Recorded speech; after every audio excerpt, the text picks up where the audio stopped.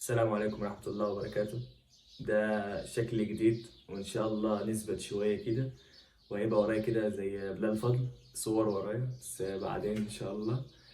ونبدأ الكلام في الحلقة ديت في الحلقة 26 عن تiberius بيعتزل وبيروح يقعد في جزيرة كابري لوحده، وسيجانوس بقى بيقعد لوحده. وسيجانوس دلوقتي لوحده على العرش، فبيحصل تمرد من القبائل التراكية، فبيقمعوا اللي هم البلقان دلوقتي. بيدخل على اليهود حاجات بتدنس القدس، زي بيدخل على القدس النسور وصور رومانية.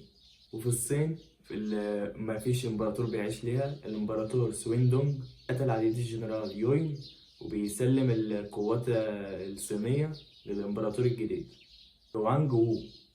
بس هي حلقة قصيرة كده شوية، وترشيح النهاردة هيبقى مسلسل هانيبال. أنا لغاية دلوقتي داخل في نص المسلسل، نص الموسم التالت، ولغاية دلوقتي جامد ومحدش بيتفرج عليه كتير. وبس، سلام.